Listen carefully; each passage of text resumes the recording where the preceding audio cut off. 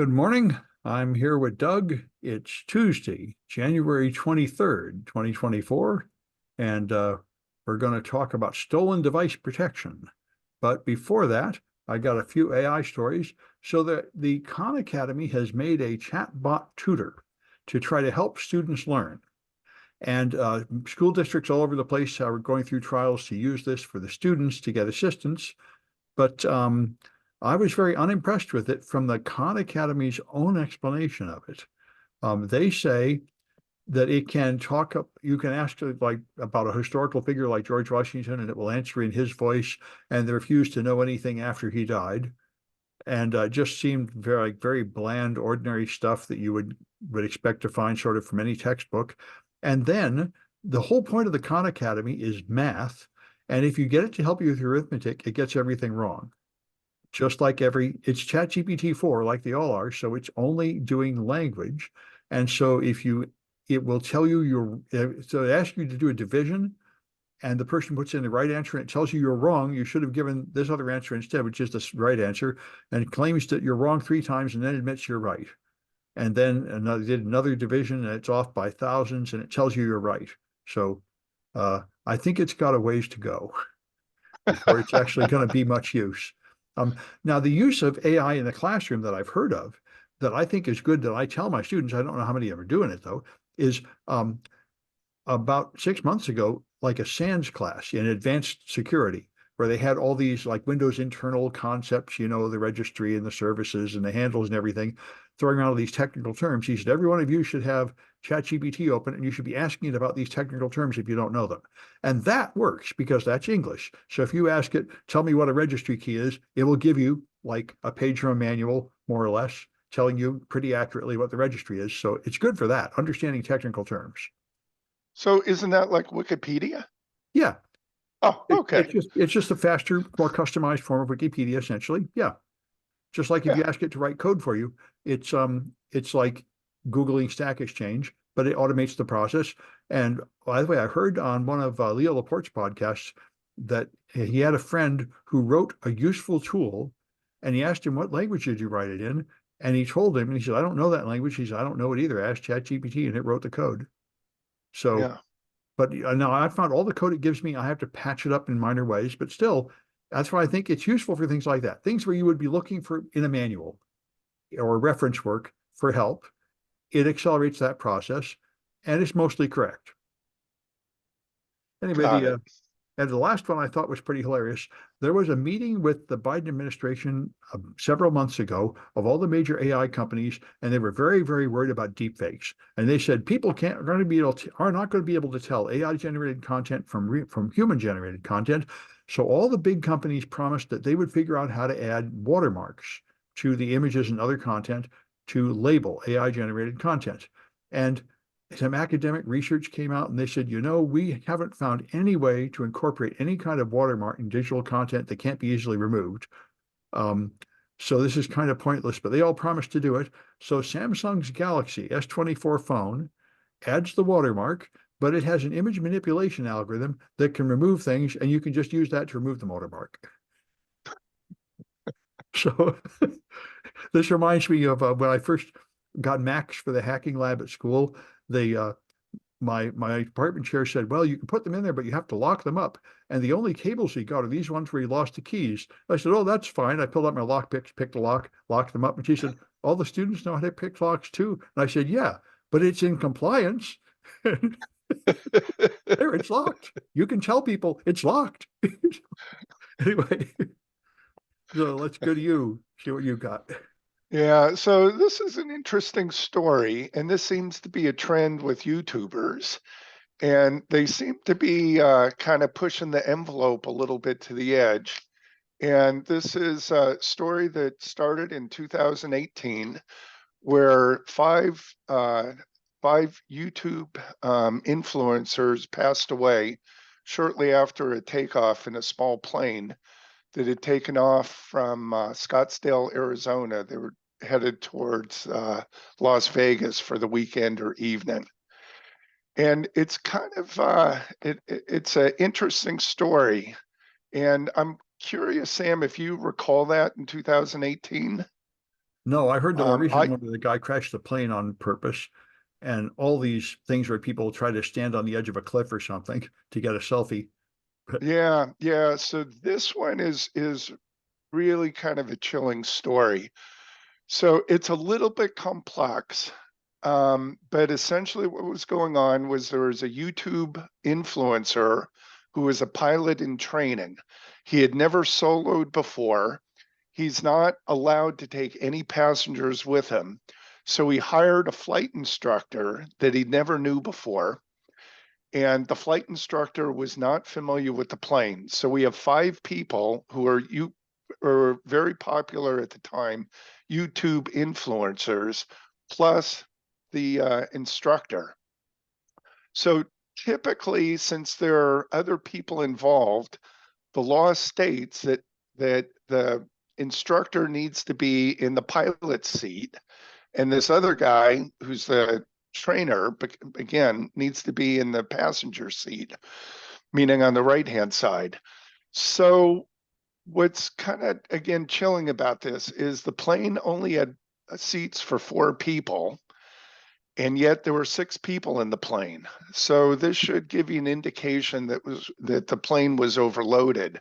So they had 2 in the far back that didn't have real seats, and they had no seat belts. So think of this, I think of is like putting 2 people in the back of a pickup truck. yep, Okay, we did that all so the time when I was a kid, but now it's considered too dangerous. yeah, exactly. So the person the YouTuber, again, this is a little complex, so give me some time to explain this a little bit. So the YouTuber who got a hold of the plane had purchased a partial ownership of the plane from another owner of the plane. So he was a part owner, and he has to get permission because, again, he's not a licensed pilot from the owner of the plane. And he told him where he was flying. He said, no problem at all. Just make sure that if you're taking any passengers, that you have no more than 4 people. And then his instructor texted him the day before saying, the plane you're taking is fine. Just make sure with the flight instructor that you don't have any more than 4 people. You're going to overload the plane. And then as the people were getting into the plane, there was a pilot that was there that watched what was going on and talked to the YouTuber and said, you can't get more than 4 people in that plane. You're going to overload it, and you're going to have performance problems. You're probably not even going to be able to take off. So, as typical, YouTubers seem to know more than what people with experience are telling them or what the math should do. And legally, this pilot and actually the instructor should have done what's called a weights and balance calculation. How much weight can you carry on the plane and where the balance point or the center of gravity is. So they lined up on the runway. This was Scottsdale, Arizona, very long runway for the size of the plane. They were at the very end, and this is kind of important too. The tower is in the middle of the field. So as the plane starts to roll down the runway, the plane starts taking off, but it's not climbing as fast as it should. And the tower radios to the pilot and saying, are you having engine trouble or performance issues? And the pilot radios back, actually the instructor radios back saying, no, student pilot, we're just, doing a little practice. And the tower said, okay. At that time, they could have easily aborted the takeoff, but they decided to continue on. They struggled to climb out. They made a quick turn to the left, and then immediately the plane nosed down and uh, crashed, and it was a ball of fire. So nobody survived there. That flight only lasted about 70 seconds. Yeah. So the NTSB did a large investigation on this, as they do with all aircraft accidents. And what they found was, first off, the plane was overloaded by well over 100 pounds. So that's your performance issue. And the struggling of where they were taking off, the issue there was that the center of gravity was too far to the rear of the plane, which would make sense because you have the extra people in the back of the plane that shouldn't be there. Now, again, the pilot didn't have a license, but this is kind of a trend that we're seeing with YouTubers where they think they're invincible, they think they can do things that others can't. Yeah. So, what's also kind of sad and troubling about this is just about all those YouTubers made videos that they posted less than 5 minutes before their end or their demise. So, Yep. yeah, this is kind of troubling in the aviation industry. As Sam, you mentioned, there was the guy a couple of years ago. He should be on his way to prison soon. Forgot his last. Trevor Jacobs, I believe, is his name. He intentionally crashed a plane and lied about it to the FAA and to investigators. Yep. And then, along with this, is in early December, there was another aviation YouTubers that went by the name of TN Fly Girl or Tennessee Fly Girl. This was a woman who had posted over, I think, 180, maybe 200 videos about her progress of buying a plane and learning how to fly. And she had just recently purchased, she was a licensed pilot. She had recently purchased a plane and sort of a similar story that she was flying well beyond her limits and her entire flight. So again, she was a licensed pilot. She was flying the plane. Her father was also in the plane with her. And she had flown for about an hour. And if you look at the flight track history, you can see that she was having a difficult time controlling the plane and that it was climbing and descending and climbing and descending. And she was making videos about it. And what's really troubling is if you know how to fly that particular plane she was in, she was clearly having issues with the autopilot and couldn't control the plane. She was pressing the wrong buttons that we can clearly see in the video. And eventually what happened is she lost control. Actually, she was trying to use the autopilot, but in doing so, she got the trim settings of the plane way out of alignment. And eventually, what happened is after an hour, the plane was so out of alignment that when she engaged the autopilot again, it just nosed down directly into the ground. And her father, and the pilot, this woman, TN Fly Girl, had passed away there. So here we have another group of YouTubers that have passed away. Yep. So, Well, you but know, I think there's really nothing new about this. There've always been thrill no, seekers and people doing dangerous stunts and ignoring the rules. yeah, yeah, It's a yeah, sort of common thing in youth. yeah. I guess so. I guess you're right. But We now go on back in YouTube, you can time. actually make a living posting these videos. So so once you're actually making money, it probably further feeds your feeling that you're smart and that the old people don't listen to them, they don't understand. Yeah, yeah. And the laws of physics don't apply to, or laws of flight don't apply to, right? Yeah, one of my And students had like a tech support job that didn't sound very interesting. He said, and his wife wanted him to quit and become a YouTuber. And I said, I don't know, man. Can you really make any money? He said, oh, yeah, we'll make tons of money. I said, but I'm not so sure. yeah, well, I think the revenue model for YouTube and other online media has gone way down. You either Yeah. have to be rock star status or you're nobody. Yeah. And that's what I think you need like 100,000 viewers or something before you're going to make any money. I think you need far more than that. Yeah. They were trying to tell me you could make money with like 15,000 viewers. And I said, I don't No, think so. no, That's why, no. I people keep asking me, why don't I monetize my stuff? And I say, because my stuff is not general interest.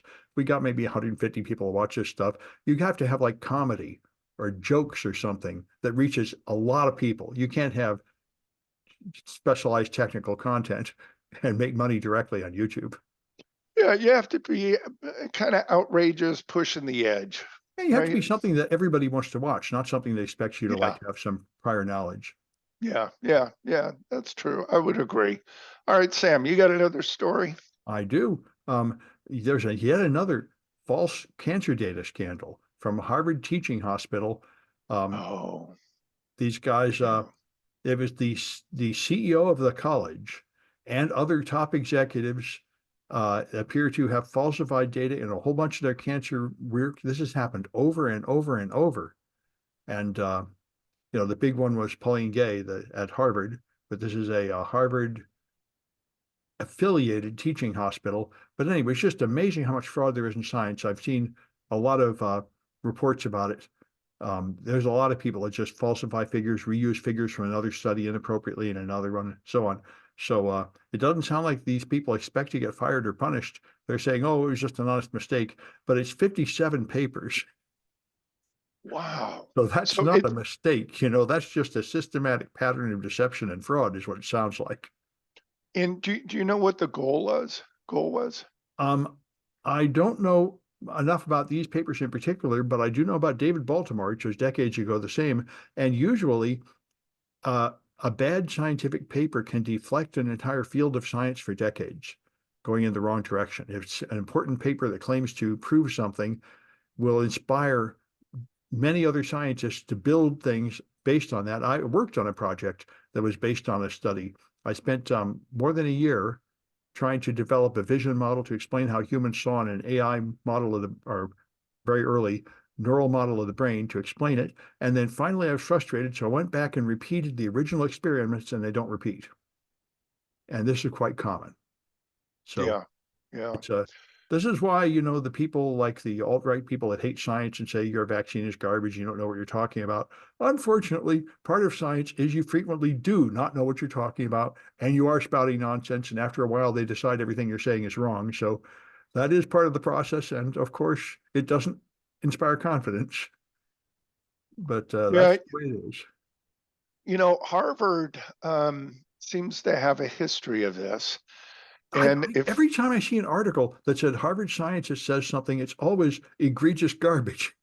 yeah, and where I first learned about this was there was a researcher, history researcher, I believe her name is Naomi Osakis, and she did research on climate change. And this is kind of again entwined story. And what she realized is the well-esteemed scientists that were debating and were saying that climate change is not real were actually the same ones that were talking about that cigarette smoking doesn't cause cancer. Right. And if you look through, she found that these same scientists were talking about all these different issues, acid rain, things over the past 40 years, that there was a group of scientists that would always object to what I will call kind of what the current research is, or what the current research and evidence was presenting. They were always in opposition of it. Yeah, I've heard this And is a way to make money. If your yeah, scientific career is going down, you can just sell out at the end. It's yeah, like a rock star that makes like TV commercials instead now. yep, yep, exactly. And so this last one with Harvard has to do not with cigarette smoking, but with the sugar industry. Uh, And the sugar industry gave Harvard a very large sum of money, I yeah. think large enough to build a wing on a hospital, if they would come up with research showing that added sugar to our food does not cause obesity. And sure enough, that's the conclusion that they came up with. And as we know now, and it's well documented, of course it does. Yeah, and I know And the people so, that made top ramen also paid scientists to tell you that having a lot of salt in your food is good for you. yeah, yeah, yeah. So it's There's another kind of one on this after World War II in Japan. There was a disease that was called dancing cat disease. oh, And what happened there was a company that was manufacturing a product and their wastewater was being dumped into a bay where there was fishing going on. And what was being dumped into the bay was mercury ah, or mercury salts. And so the fish would be caught. The fishermen would throw them up on the pier, and every once in a while, a cat would steal a fish. And eventually the toxicity level would get so high that the cat would start dancing, which was a neurological response. And sometimes they'd fall into the ocean, off the pier because Yeah. they're uncontrolled dancing, if you would. Yeah. So for about 10 years, the company was thought to be the cause, and that something that they were doing, and later on it was one of the internal scientists working for that company that was dumping this into the bay, the mercury, realized that they were the cause. And by that time it was kind of, they changed their manufacturing, but it was too late and a lot of people had already died. But that's how we know about mercury poisoning as being so toxic right now, is dancing cat disease. So similar story, the company, in the efforts of making profits, hid the truth, if you will. Yep. It's very common. Yeah, All yeah, right. Well, too common, I think. yeah, yeah. That's why it's good that we have an EPA and investigative reporters and stuff to, As much as people say we don't need, more government control, I think these are a couple of examples. The oh yeah, aviation accidents, and right, this is why we need it. food safety and the environment and things like that. Yeah. Yeah, All right. yeah. And you've got Verizon scandal. Yeah, so Verizon is the news. And Sam, I hope you get a good laugh out of this one, as does everybody else. So there's a class action settlement where Verizon has agreed to pay $100 million. Okay.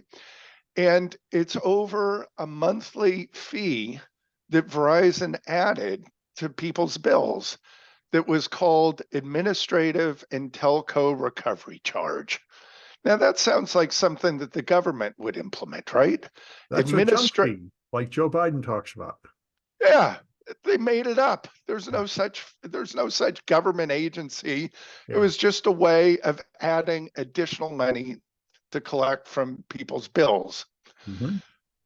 Now, as they now this gets more interesting.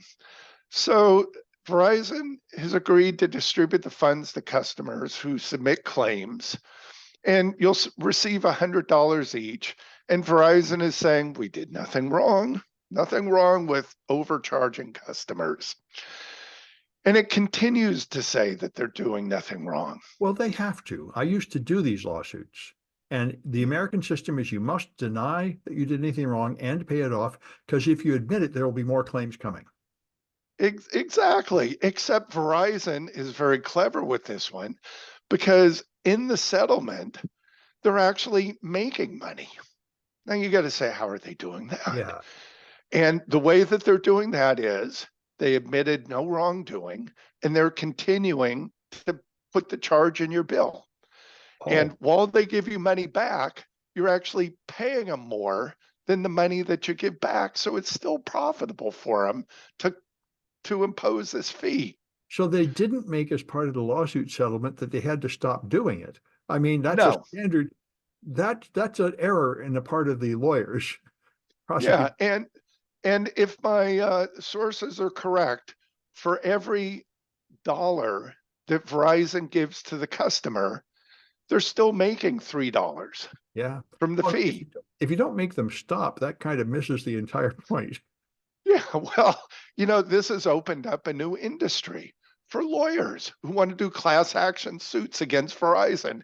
It's a perpetual source of income. Well, the judge shouldn't have signed off on it. I mean, I did cases and the judge would stop them for mistakes like this. Uh, I, I, I, there was one oh, case I was working on for years where the settlement was so small that the average claimant was only going to get like 40 cents. So it wasn't even yeah, enough to pay the postage. And after a couple of years, the judge said, "This is garbage. You can't do this," and just canceled the whole thing. yeah, yeah.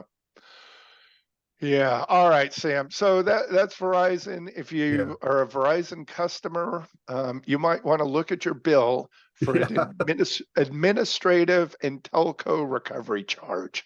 Bloody hell. Yeah, Yeah. Yeah. So Sam, you got another one for I us. do. And this is the one I thought was the most important. I didn't know this. In the latest version of iOS, Apple has added stolen device protection. And stolen device protection sounds really good. It notices where you are physically using, I guess, GPS. And so if you are at home or work or any place you frequently go, the phone acts as normal. But if the phone goes to some unusual physical location, it then changes security so that it will now uh, require a biometric authentication and accept nothing else, no password or fallback, before it can access features that require authentication. And it implements a security delay. So if you try to do something like change your Apple password, it will require you to biometrically authenticate and wait an hour and then authenticate again. Because it What? says, it looks like this phone has been stolen. I don't really think you're the real person. And it's not on by default. You can turn it on, but it sounds great. Sounds like this is a really good thing that would help prevent a crook from abusing your phone and not getting your way too much. So let me ask you a couple questions. Let's Yeah. say you travel and you go to Europe or you go to Yeah. China, South America, pick your favorite vacation destination. If you have it enabled, Yep. You could still do things like shopping by doing facial identification, which is what I use, but you yeah, wouldn't be able to change your Apple ID password easily. But you probably don't want to do that. yeah, okay. So would there ever be an instance, let's say, where you're going to buy a plane ticket, or not a plane ticket, but say a train ticket or pay for a museum, where maybe Apple Pay isn't quite working and you need to do a reset? Well, one thing that would happen to me, I've had MacBooks with fingerprint identification and it never works for me. It's awful. I spend half an hour training it, and within 2 or 3 days, it no longer recognizes my finger. So if the biometric is not working well, you'd be hosed. But the phone Face ID works very well. I've never had it fail. I've got the latest iPad. The facial recognition Yeah. doesn't always work. Oh, well, that's a And problem then, because one of the safety things is it demands biometrics and will not settle for anything else. So in that case, the biometrics better work. yeah, and there's no fingerprint reader on the latest iPads. There's no button. Right. Yeah. So it's facial recognition only. Face ID or Touch ID.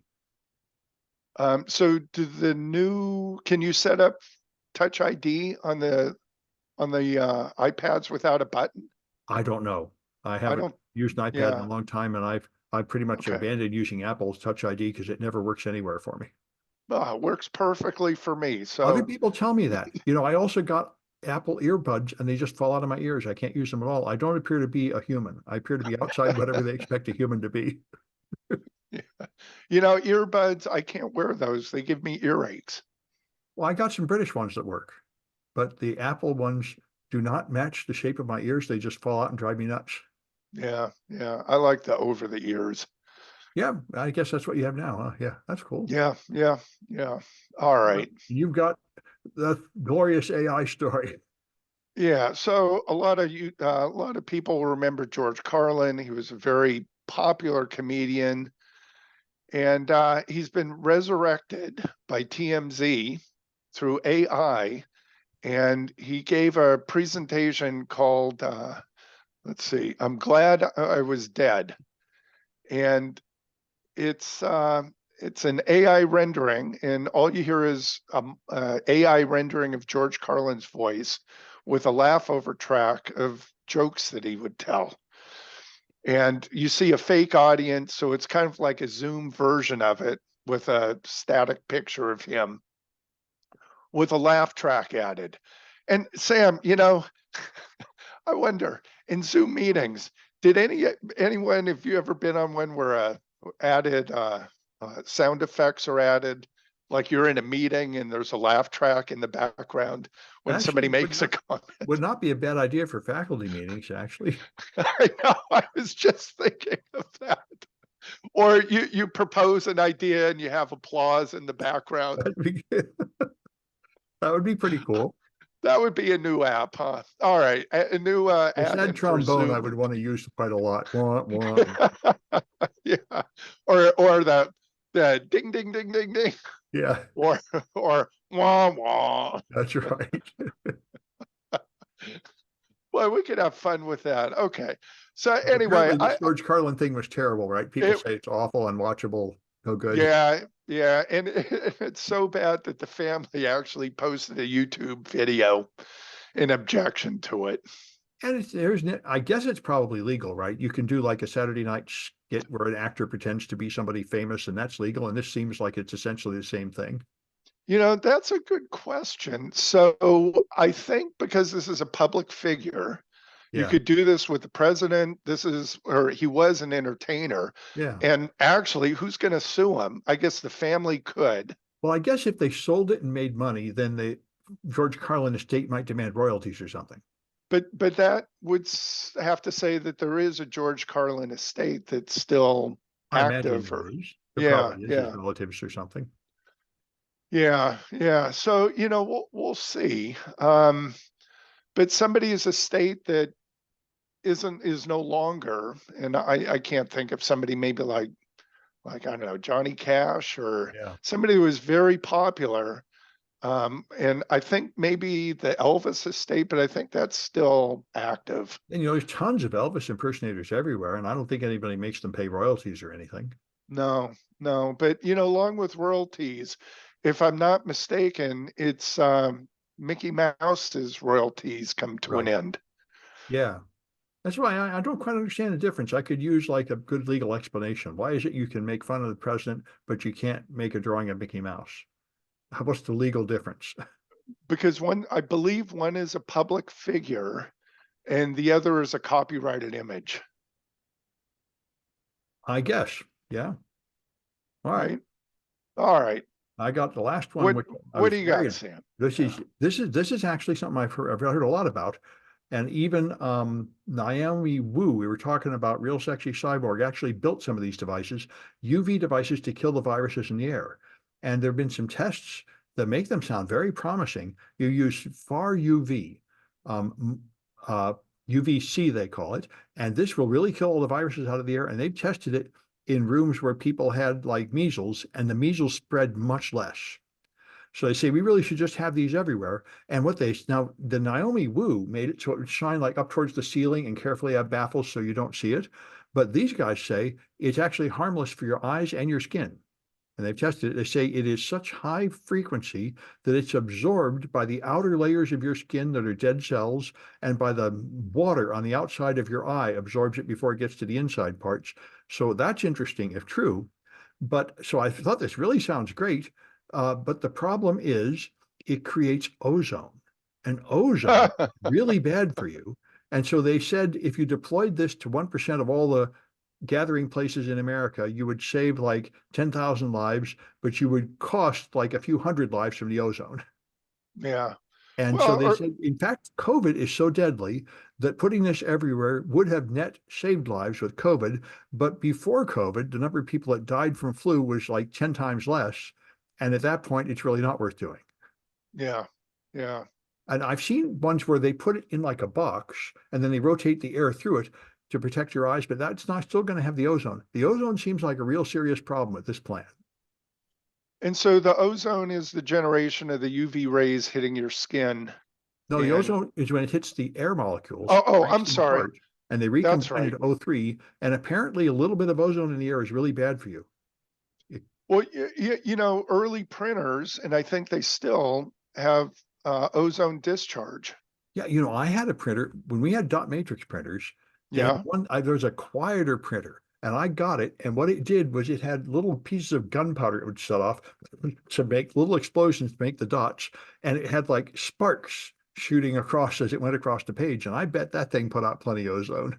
Really? Huh. Yeah. I know that the original or early HP printers, when those fired up, you could sure smell the ozone.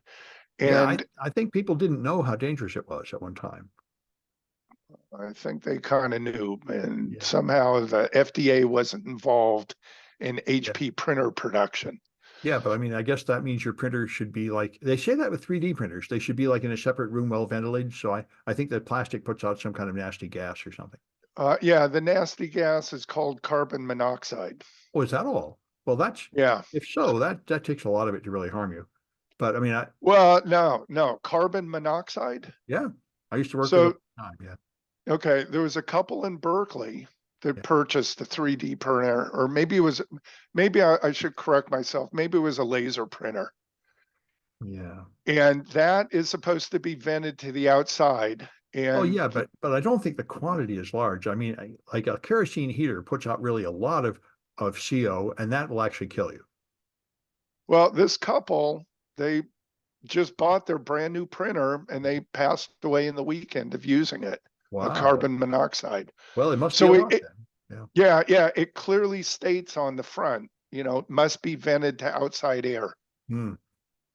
So sadly, these two thought they could, I don't know, Yeah. again, do something that science doesn't apply to them. Yeah. Well, people ignore the warnings and do things, and then you True. have to. Of course, often don't read the manual and do things, but I don't. I know they're not dangerous, like running some computer program. Yeah. You're not going to fly an airplane without having some instruction, let's say. That's right. Right. That's right. Absolutely. So you have to do threat modeling. You have to estimate the risk. Yeah. Yeah. Yeah, there we go. Risk analysis. Yeah.